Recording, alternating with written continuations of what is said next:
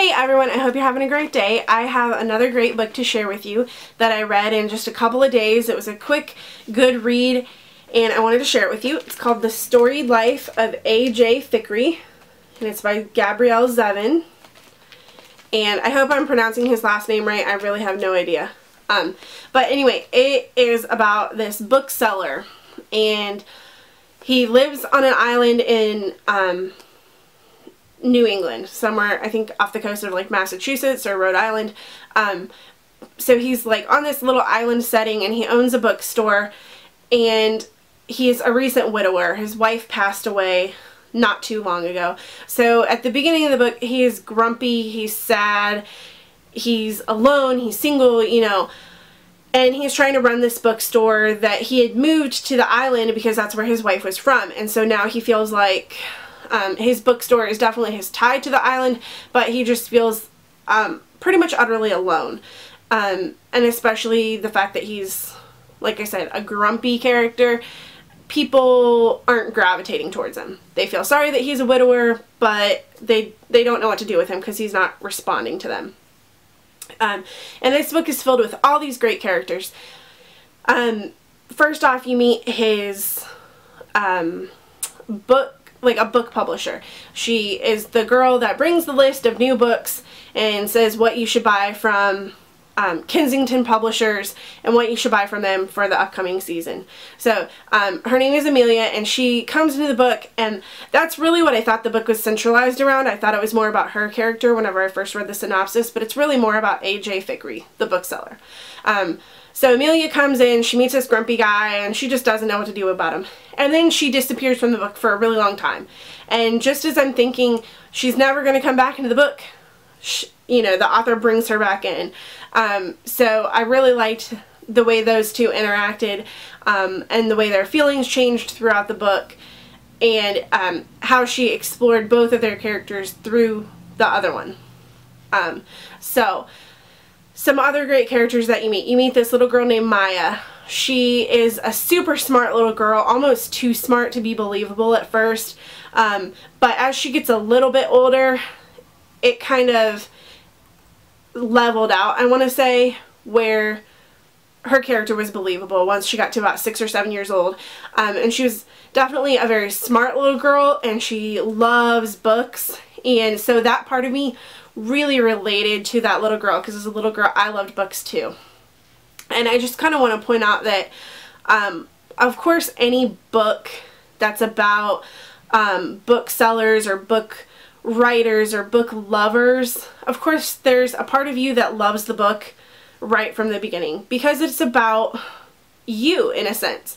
You know, if you're reading a book, you probably love to read books all the time. So there's just some part of it that it feels like they understand you, that the author is speaking directly to you because you're a book lover and you're reading this book. So that's just something that of course this book has right off the bat, because it's about book lovers. So but some of the other characters that come in, you meet AJ's sister-in-law and her husband, who is a writer, and so you meet both of their characters, and they're in and out throughout the whole book. You also meet this cop. I don't know how to pronounce his last name.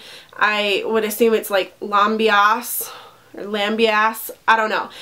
Anyway, so you meet this cop, and he meets AJ whenever his wife is killed.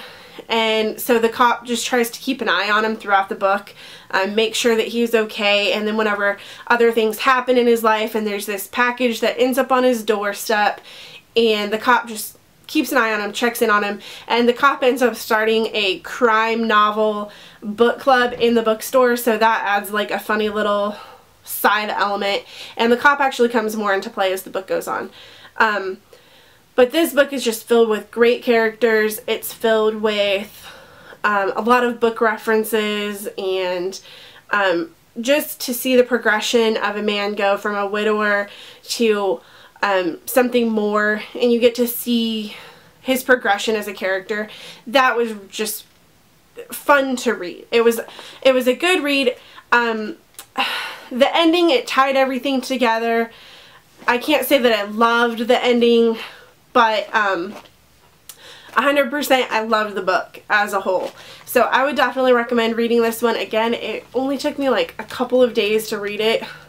So I'll show you the title again. Excuse me. So I'm just kind of checking my notes here, making sure there isn't anything that I left out. But I just think that you'll really like this book. There's a couple of twists in here that are totally unexpected that I never saw coming. And it's just like a quirky, nerdy book. There's a little romance in there. But really it's all about AJ and how he progresses as a person. So this is a really good book. It's really fun. And I really like the quote on the back. It says, "No man is an island, every book is a world." And again, it just feeds into that book lover part of me. So if you're looking for a good read, this is definitely one that I would recommend. Also, the Noble Pages Book Club is reading The Rosie Project, and we will be meeting up again in June to discuss that book. So if you guys are interested, check out The Rosie Project. It's a really, really great book. I've read it already, so I'm not going to give any spoilers away. But if you want to discuss that book, come on over to my blog on, I think it's June 7th, but I'll update you guys later.